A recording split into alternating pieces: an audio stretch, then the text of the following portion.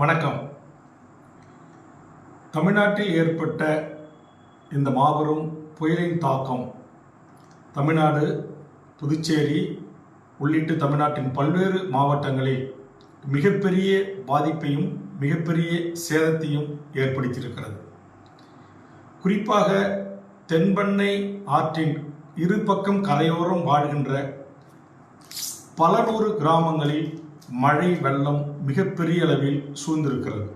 இந்த மழை வெள்ளம் மழை பெய்ததனால் இந்த கிராமங்கள் சூழப்படவில்லை. குறிப்பாக தென்பெண்ணை ஆற்றில் தண்ணீர் திறந்துவிட்டதனுடைய விளைவு நம்முடைய அரசு முறையாக திட்டமிட்டு அதை கையாள தெரியாமல் கையாண்டதனுடைய விளைவு, குறிப்பாக நீர்ப்பாசனத்துறை அதிகாரிகளுடைய மெத்தன போக்கு. அந்த துறை ஒவ்வொரு ஆண்டும் இது போன்ற இயற்கை பேரிடர் காலங்களில் முறையாக அந்த ஆறு, ஏரி, குளங்களை, வாய்க்கால்களை தூர்வாரி பராமரிப்பு பணிகளை செய்து இருபுறம் கரைகளை பாதுகாத்து தடுப்பு அணைகளை அமைத்து தடுப்பு சுவர்களை அமைத்து கிராமங்களுக்கு வெள்ளம் புகாத வண்ணம் பாதுகாப்பு நடவடிக்கைகளை எடுத்திருக்க வேண்டும். ஆனால் அது ஒவ்வொரு ஆண்டும் முறையாக எடுக்க தவறியதனுடைய விளைவு இன்றைக்கு கிருஷ்ணகிரி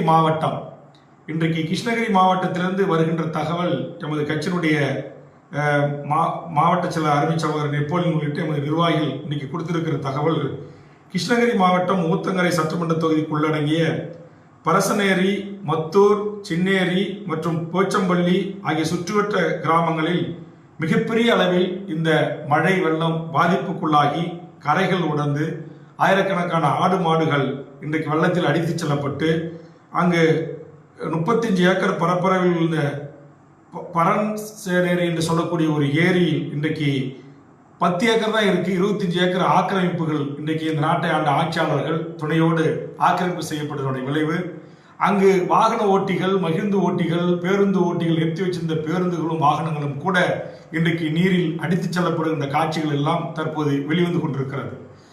அதை தாண்டி திருவண்ணாமலை மாவட்டத்திற்கு வந்தால் பல திருவண்ணாமலை மாவட்டங்களிலே இன்றைக்கு மிகப்பெரிய பாதிப்பு வெள்ளத்தால் ஏற்பட்டிருக்கிறது. ஒரு பக்கம் திருவண்ணாமலையில் மலைச்சரிவு ஏற்பட்டு மக்கள் தாங்குள்ளா துயரத்திற்கு ஆளாகி இருக்கிறார்கள்.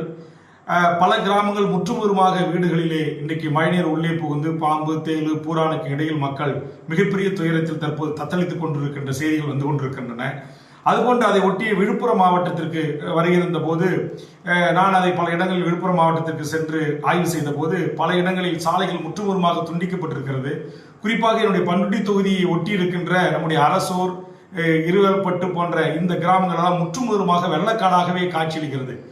சென்னையிலிருந்து பாதிப்பு பகுதிகளை பார்க்கலாம் என்று நான் அவசரமாக புறப்பட்டு வந்தபோது எந்த இடங்களிலும் இருந்தும் என் தொகுதியை என்னால் சென்றடைய முடியவில்லை.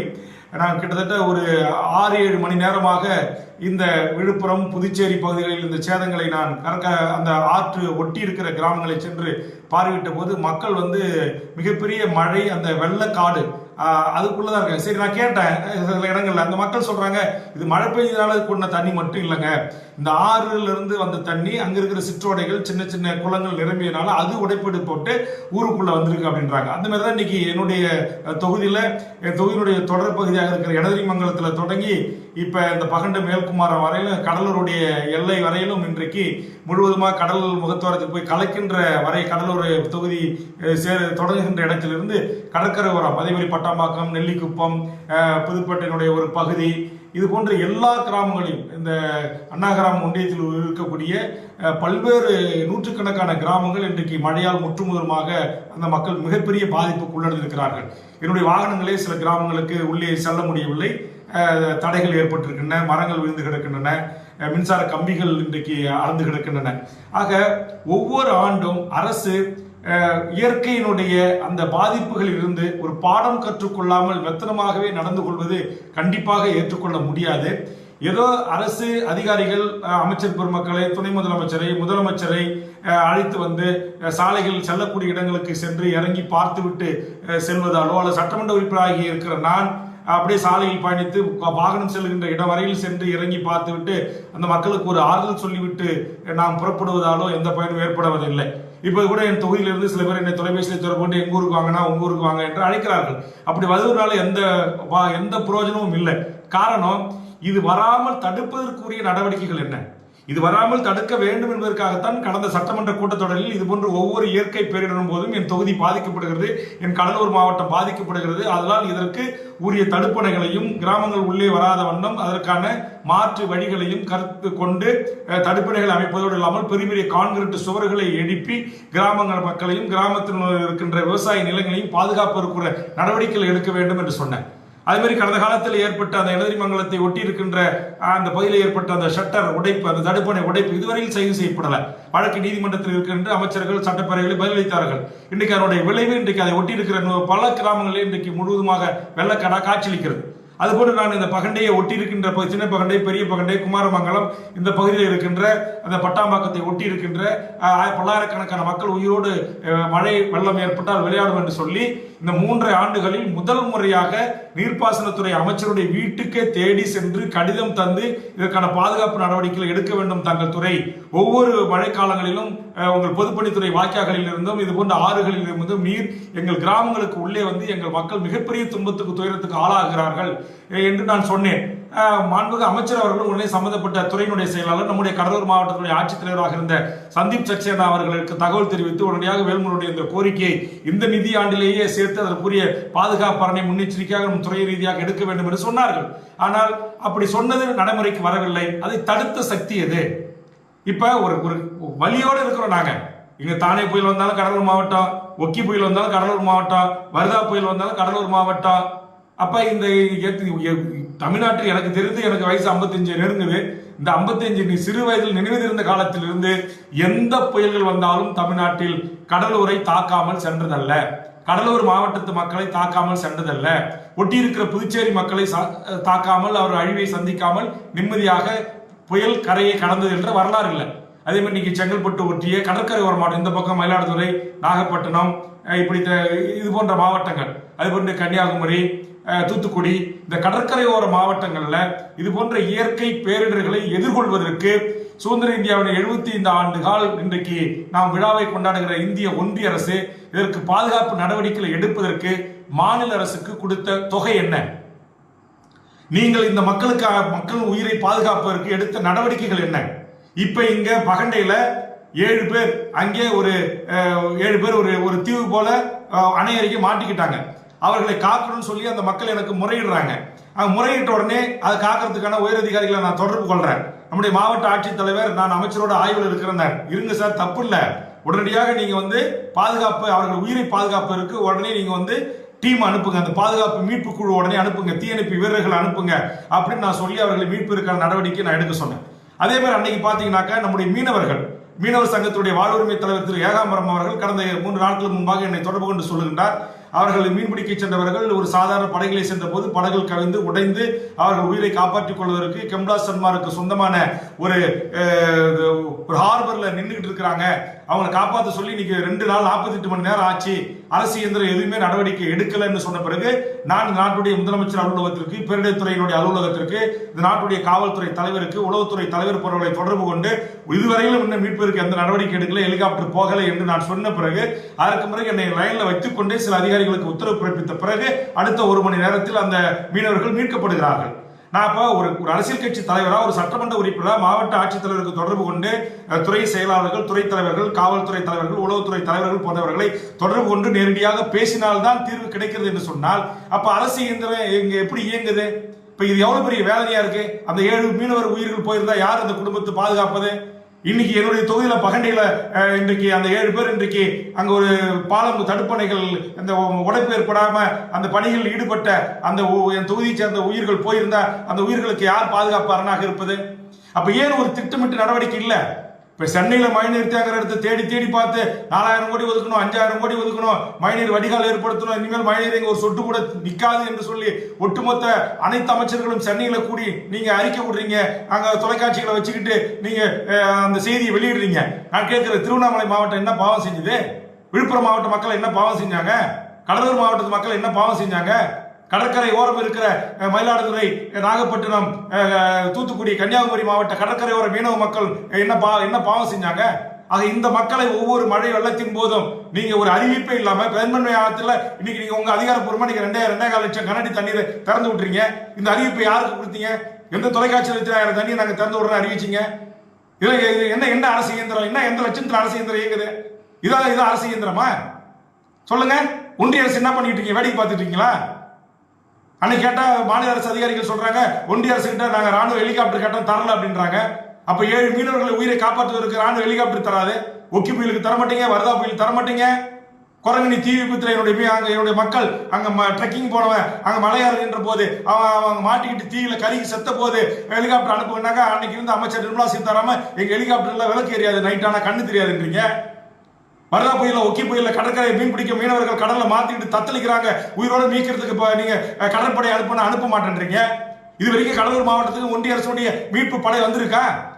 நான் கேட்கிறேன், ஒன்றிய தலைமை அமைச்சர் நரேந்திர மோடி அவர்களே, இந்த பாதிக்கப்பட்ட மாவட்டங்களை அனைத்தும் நீங்கள் பேரிடர் மாவட்டங்களாக அறிவிக்கப்பட்டு தமிழ்நாட்டையே பேரிடர் மாநிலமாக அறிவித்து உடனடியாக எங்களுடைய வரிப்பணத்தில் ஜிஎஸ்டி என்று கோடிக்கணக்கான லட்சக்கணக்கான கோடி ரூபாயை நீங்கள் கொள்ளையடித்துக் கொள்கிற நீங்கள் தமிழ்நாட்டில் ஏற்பட்ட ஒவ்வொரு இந்த இயற்கை பேரிடர் பாதிப்புகளின் போது நீங்கள் எங்களுக்கு கொடுத்த தொகை என்ன?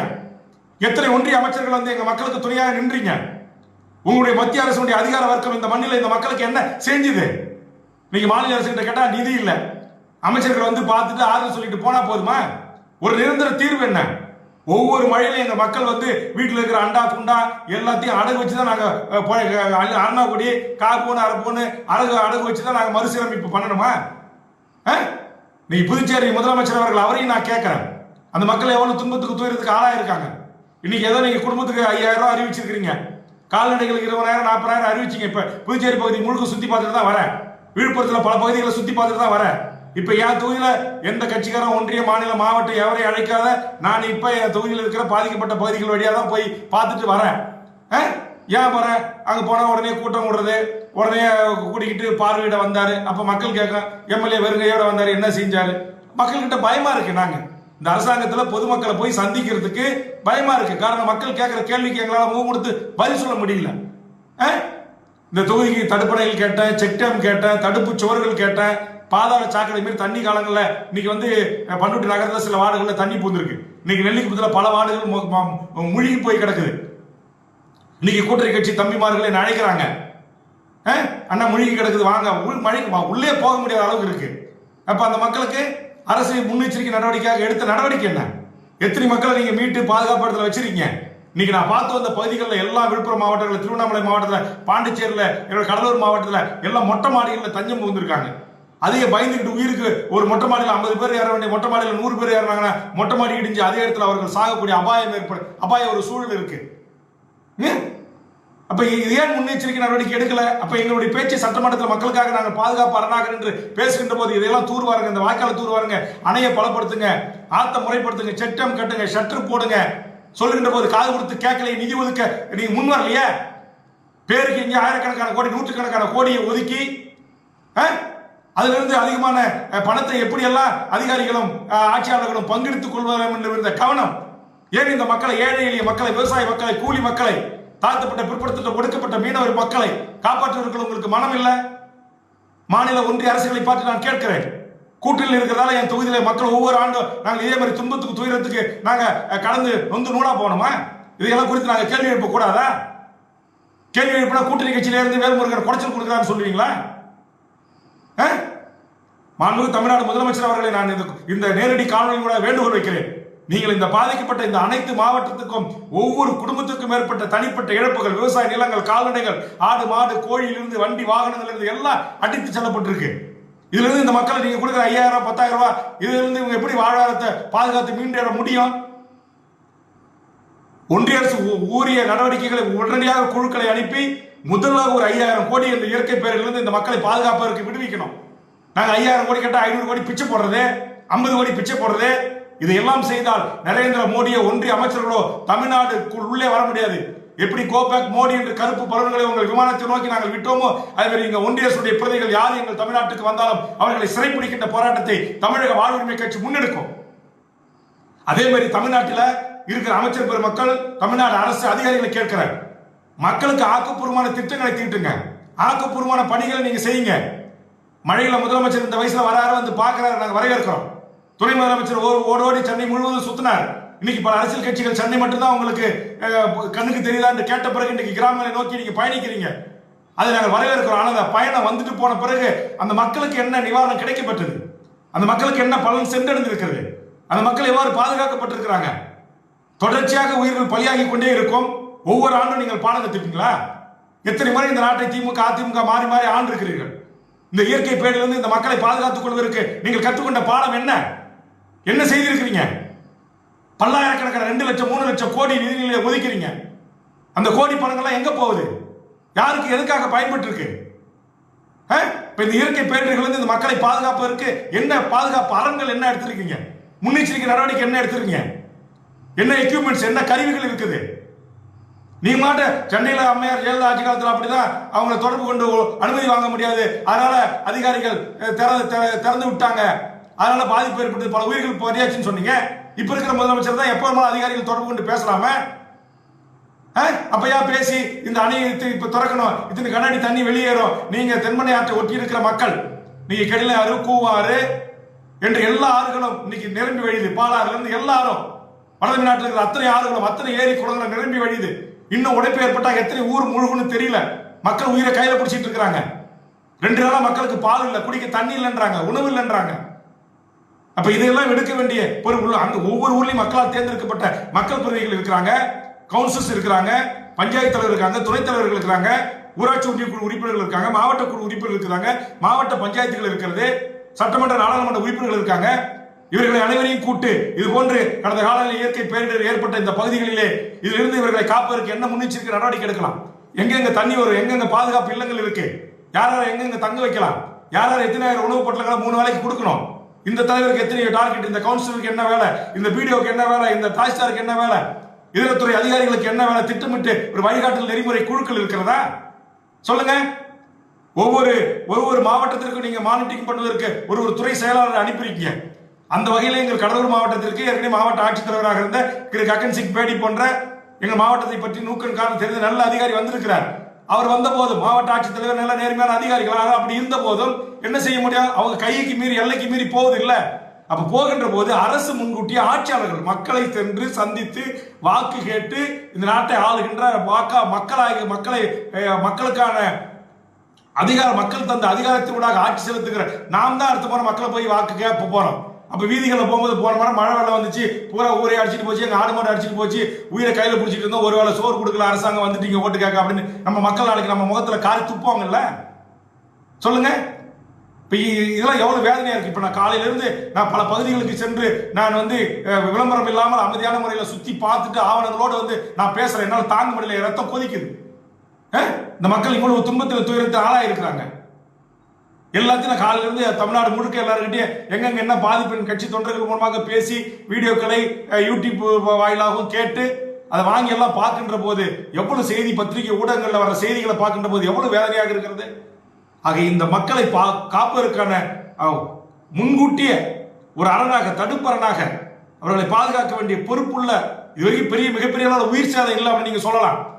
ஆனா இந்த உயிர் சேதம் இல்லை என்பதற்கு இது போன்ற இன்னும் ஒரு மழை, இன்னும் ஒரு புயல், இன்னும் மிக பெரும் மழை பெய்து இன்னும் அதிகமாக வெள்ள பெருக்கெடுத்தால் எத்தனை உயிர்கள் போகும் என்று எவராலுமே கணக்கிட முடியாது. அப்ப இதெல்லாம் முன்கூட்டி அரசுகள் திட்டமிடணுமா இல்லை? எங்க பார்த்தாலும் ஏரிகளை வளர்ச்சி, எந்த கட்சி ஆட்சிக்கு வந்தாலும் அரசியல்வாதிகள், கவுன்சிலர்ஸ், எல்லா மக்களால் தேர்ந்தெடுக்கிற பிரதிநிதிகள், அதிகாரிகள் எல்லாரும் சேர்ந்துக்கிட்டு பட்டா போட்டு ஏரி ஆறு குளத்தை மறைச்சு கட்டணம் கட்டி வீடு கட்டி வீட்டு மனையாக்கி விற்பனை செஞ்சு சொல்லுங்க. இதுக்குத்தான் சொல்லிச்சு தமிழக வாழ்வுரிமை கட்சி, எக்காரணத்தை கொண்டு விளைநிலங்களை ரியல் எஸ்டேட் தொழிலாக மாற்றக்கூடாது, அதற்கு நேர் எதிராக இருக்கும் தமிழக வாழ்வுரிமை கட்சி. அடுக்குமனைகளை கட்டக்கூடாது, அனுமதிக்க நான் விடமாட்டேன் அப்படின்னு சொல்றேன். எதுக்கு நான் போராடுறேன்? அப்ப இது இந்த போராட்டத்துக்கு போராட்டத்துக்கு என்ன மரியாதை இருக்கு இந்த சமூகத்துல? கண்ட இடங்கள்ல இந்த அதிகாரிகளை பிடிச்சி சிறையில் தூக்கி உள்ள போடணும். ஆறு ஏரி குளம் வீடு வாய்க்கால் ஆத்து புறம்போக்கு எல்லாத்திலையும் டிடிபி அப்ரூவல் கொடுக்கறது, சகட்டு மணி கொடுக்கறது. அப்புறம் கட்டிட்டு போய் அங்க மழை வந்துச்சு, வெள்ளம் வந்துச்சு, ஆத்துல ஏத்துல குளத்துல வந்தாக்கா அப்புறம் இது மாதிரி இயற்கை பேரிடர் போது வெள்ளம் வந்துச்சுனாக்கா மக்கள் ஐயோ தூக்கமோன்னு குதிக்கிறது. அப்புறம் அந்த மக்களுக்கு யார் நீங்க அனுமதி கொடுத்தீங்க? அந்த மக்களுக்கு கட்டாம தடுக்க வேண்டிய பொறுப்பு இந்த அரசாங்கத்துக்கு பொறுப்பு இல்ல? யார் ரிஜிஸ்டர் பண்ணா? யார் ரிஜிஸ்டர் பண்ணா? ரிஜிஸ்டர் டிபார்ட்மெண்டோட அதிகாரி நடவடிக்கை எடுக்கணுமா இல்லையா? வருவாய்த்துறை அளந்து எப்படி பட்டா கொடுத்தா நடவடிக்கை எடுக்கணுமா இல்லையா? ஆத்து ஏரி குளங்கள்ல நீர் கசிவா குட்டைகள்ல ஏற்கு நீடிப்பு அனுமதி கொடுக்குறான். காசு கொடுத்தா எல்லாத்தையும் கொடுத்துருது அதிகாரிகள். அதனுடைய விளைவு இன்னைக்கு வந்து இந்த மக்கள் மிகப்பெரிய துன்பத்தில் துயரத்தில் கிடக்கிறான். 2 பக்கம் ஆத்தோரமா பல்லாயிரக்கணக்கான வீடுகள் இன்னைக்கு முழுகி நிக்குது. இன்னைக்கு கடலூர்ல தொடங்கி தென்மனை ஆற்று தொடக்கத்திலிருந்து சாத்தனூர் அணை இறக்கத்திலிருந்து கடற்கரை முகத்துவாரம் வரையிலும் நாளை எண்ணற்ற உயிர்கள் இதே நிலை நீடித்தால் எண்ணற்ற உயிர்கள் பலியாவதற்கு காரணம் இருக்கு. எந்த உயர் அதிகாரிகளை தொடர்பு கொண்டாலும் போன் எடுக்கிறது இல்லை. சில காவல்துறை உயர் அதிகாரிகள், ஐஏஎஸ் அதிகாரிகள், நிர்வாக அதிகாரிகள், அவசரத்துக்கு ஒரு மக்களால் தேர்ந்தெடுக்கப்பட்ட சட்டமன்ற உறுப்பினர், ஒரு அரசியல் கட்சியுடைய தலைவர் மக்களுக்காக களத்தில் இருந்து எந்த பாதிப்பு இருக்குன்னு ஒரு அவசர தேவைகளுக்கு கூப்பிட்டா உயர் அதிகாரிகள் பாதி பேர் போனே எடுக்கிறது இல்லை. வேல்முருகன் இடக்கு முடுக்கா கேள்வி கேட்பாரு, அதுக்கு நம்ம பதில் சொல்லணும். எதுக்கு அவர் போனை எடுக்காம விட்டா பரவாயில்ல, மெசேஜ் போட்டா லைனுக்கு வர்றது இல்லை. அப்ப இயற்கை பேரிடர் காலத்துல மக்களால் தேர்ந்தெடுக்கப்பட்ட சட்டமன்ற உறுப்பினருடைய போன் எடுத்து பேசுவதற்கு கூட நீங்க நேரம் ஒதுக்கல, தயாராகலாம். அப்புறம் எதுக்கு உங்களுக்கு பதவி? அப்ப என்ன நிர்வாகம் நடந்துட்டு இருக்கு? யார் இந்த நாட்டை ஆளுறா? முதலமைச்சர் கட்டுப்பாடுல இந்த அரசாங்கம் இயங்குது. இதற்கெல்லாம் தமிழ்நாடு முதலமைச்சர், இந்த பெத்தமாக இருந்த அதிகாரிகள், முன்கூட்டிய முன்னெச்சரிக்கை நடவடிக்கை எடுக்காத அதிகாரிகள், இவர்கள் மீது மிக கடுமையான நடவடிக்கைகளை எடுத்து இந்த மக்களை பேரிலிருந்து காப்பாற்ற வேண்டும். ஒன்றிய பாரதிய ஜனதா அரசு இங்க வாய்ச்சவாறு விடலாம். வாய்ச்சவார்கள் என்ற அரசியல்வாதிகளை எல்லாம் தூக்கிடுவார்கள் மக்கள். நியாயமாக இந்த நாட்டுக்கு, இந்த மண்ணுக்கு, இந்த மாநிலத்திற்கு ஒதுக்க வேண்டிய பேரிடர் நிதிகளை ஒதுக்கி பேரிடருடைய மீட்பு படைகளை அனுப்பி இந்த மக்களை காப்பதற்கும் முன்னெச்சரிக்கை நடவடிக்கை காப்பதற்காக இருப்பதற்கும். ஒரு மீனவனுடைய படகு உடஞ்சிச்சுன்னா ஒரு 10,000 கொடுத்துறோம். விவசாயிகளுடைய ஆடு செத்து போச்சுன்னா 10,000, ஆடு செத்தா 20,000 கொடுத்துறோம். போதுமா அது? ஆக முன்னெச்சரிக்கை நடவடிக்கை என்ன? எத்தனை சுற்றுச்சூழல் அமைப்பு சொல்றாங்க, நீ டாங்ஸ் எதுக்கு நீங்க கொண்டு வரீங்க, நீ கனிமா இன்னைக்கு எத்தனை மலையை உடைக்காதுன்னு சொல்ற. நீங்க மதுரையில் எதுக்கு ஒன்றிய அரசு எதுக்கு நீ அதை அறிவிக்கிற? இன்னைக்கு ஒன்றிய அமைச்சர் சொல்றான் தமிழ்நாடு அரசு எதிர்ப்பு தெரிவிக்கல இல்லைன்னு. அப்ப யார் மாநில ஒன்றிய அரசுகள் சேர்ந்து கொண்டு நாடகம் ஆடுறீங்களா? பழந்தூர்ல இன்னைக்கு விவசாயிகள் அழிக்காதீங்க, ஆறு ஏரி குளங்களை அழிக்காதீங்க, நீங்க அழிச்சு நீங்க வளர்ந்து விமான நிலையம் அமைச்சிங்கன்னா இன்னைக்கு தமிழ்நாட்டில் இருக்கிற மீனம்பாக்கம் விமான நிலையமே இன்னைக்கு 2 நாள் மூடப்பட்டதா இல்லையா? ஏன் மூடப்பட்டது? எப்படி அங்க வெள்ளம் வந்துச்சு? அங்க இருக்கிற செங்கல்பட்டு, சென்னை ஒட்டி இருக்கிற திருவள்ளூர் மாவட்டத்தில் ஏரிகள் மாவட்டம், காஞ்சிபுரம், செங்கல்பட்டு, இந்த ஏரிகள் மாவட்டத்தில் விமான நிலையம் அமைச்சா இன்னைக்கு 25 ஆறு ஏரி குளங்களை அழிச்சு நீங்க பரந்தூர்ல விமான நிலையம் அமைச்சா நாளைக்கு அங்க அப்புறம் விமானம் எப்படி ஏன் இயற்கை பேரிடும் போது இதை செய்யாதீங்க வேல்முருகன் சொன்னா வேல்முருகன் உங்களுக்கு எதிரி, கூட்டணியில் இருந்துட்டே குடைச்சல் கொடுக்கிறான்றீங்க. தமிழ்நாடு முதலமைச்சர் இதையே பாடமாக வைத்துக் கொண்டு பரந்தூர் விமான நிலைய விரிவாக்கத்திற்கு அந்த 5000 ஏக்கர் விவசாய நிலங்களை கையகப்படுத்துவதை நாங்கள் கையகப்படுத்த மாட்டோம்னு அறிவிக்கணும். இப்ப நீங்க மதுரையில் இருக்கிற டாக்டர் அந்த ஒன்றிய அரசு அனுமதி தந்திருக்குன்னு சொல்றீங்க, அதுக்கு நீங்க எதிர்த்து கடிதம் எழுதிருக்கீங்க, அதை நான் வரவேற்கிறேன். ஆனால் ஒரு காலத்தில் அதுக்கு நீங்க அனுமதி கொடுக்க கூடாது. 100 கிராம மக்கள் போராடி எதிர்ப்பு தெரிவித்த பிறகுதான் மாநில அரசு அனுமதிக்க மாட்டோம் நீங்க அறிவிக்கிறீங்க. இதுக்கு முன்பாக சுற்றுச்சூழல் அமைப்புடைய நண்பர்கள், பூவுலக நண்பர்கள் சொன்னாங்களா இல்லையா? சுப உதயகுமார் அதுக்கு முன்னாடி கத்துனாரா இல்லையா? அறிக்கை கொடுத்தாரா இல்லையா? அந்த மக்களோட கூடி நின்று போராட்டத்தில் கத்துனாரா? இது மாதிரிலாம் வந்துச்சுன்னா நாடு சுடுகாடு ஆயிட்டு சொன்னாரா இல்லையா? சொல்லுங்க. கூடங்குளம் அணு உலையை கொண்டு வரீங்க, இங்க அதானிக்கு துறைமுகத்தை அமைக்கிறீங்க, கடல் வளத்தை அழிச்சு.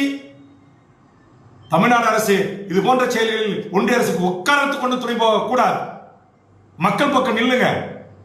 மக்களுடைய உணர்வுகளுக்கு மதிப்பளிங்க. மக்கள் தான் உங்களுக்கு வாக்களித்தார்கள், மக்கள் தான் உங்கள் எஜமானர்கள். அதனால் மக்களுடைய வலிகளையும் வேதனைகளையும் உணர்ந்து இந்த மக்களை எல்லாம் சென்று சுத்தி பார்த்து விட்டு இந்த கோபத்தின் வெளிப்பாடாக இப்ப நான் போற நாளைக்கு கிராமத்துக்கு உள்ள அந்த மக்கள் கேட்பாங்க, என்ன கொண்டு வந்தீங்க எம்எல்ஏன்னு, என்ன இருக்கு எம்எல்ஏ கொண்டு போய் கொடுக்கறதுக்கு? அரசு கோடிக்கணக்கான லட்சக்கணக்கான மக்கள் ஒரே நேரத்தில் பாதிக்கப்படுகின்றது. அவர்களுக்கு தேவையான அந்த உதவிகளை, அடிப்படை தேவைகளை செய்வதற்கான இந்த அரசு இயந்திரம் அது அப்படி பாதிப்பு ஏற்படாத தடுக்குகின்ற அந்த வேலைகளை செய்யணுமா இல்லையா?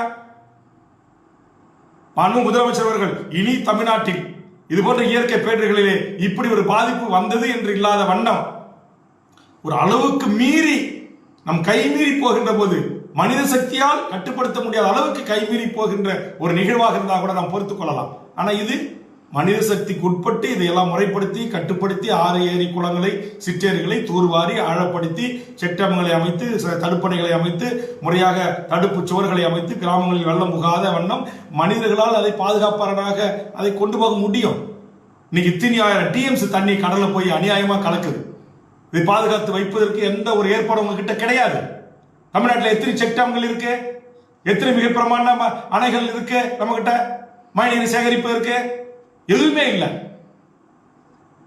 ஆக இதையெல்லாம் கருத்தில் கொண்டு எவ்வளவு பெரிய கார்ப்பரேட் பெரும் நிறுவனங்களாக இருந்தாலும் இந்த அரசு புறம்போக்கு இடங்களில், அரசு ஆறு ஏரி குளங்களில் அப்பாவி மக்கள், ஏழை மக்கள், சின்ன சின்னதா எங்கேயாச்சும் ஒரு குடிசை போட்டுருக்கான், ஒரு வீடு கட்டிட்டானாக்கா இது நீர்நிலைகள் இருக்கு, ஆத்துல இருக்குன்னு இடிக்கிறீங்கல்ல பொக்லின கொண்டு வந்து. ஏன் பணக்கார பெரும் முதலாளிகளோட கட்டணங்கள் இடிக்கல? ஏன் பணக்கார கார்ப்பரேட் நிறுவனங்கள் ஹோட்டல்களை இடிக்கல? நீங்க சென்னையில எத்தனை பணக்கார இன்னைக்கு பில்டர்ஸ் அங்க கட்டிட்டு இருக்கிறான், ஆத்துல கட்டிட்டு இருக்கான், ஓடையில கட்டிட்டு இருக்கிறான், கூவாத்த நிரப்பி கட்டிட்டு இருக்கிறான்ல.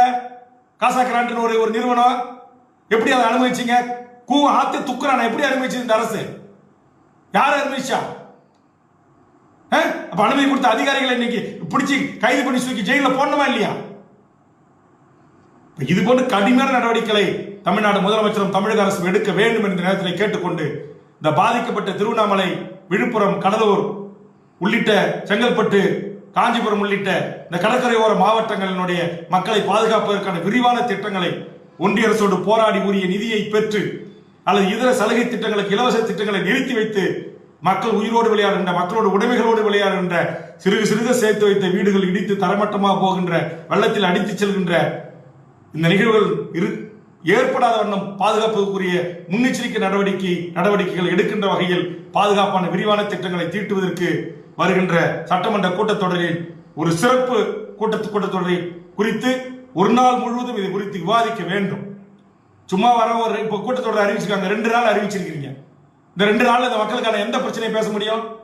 என்ன விவாதிக்க முடியும்? ஏன் ஒரு கூட்டத்தொடர், ஒரு மழைக்கால கூட்டத்தொடர்னா ஒரு வாரம் நடத்தினா என்ன? எதுக்கு 2 நாள் மட்டும் நடத்துறீங்க? இதெல்லாம் மக்கள் கேட்க மாட்டாங்களா?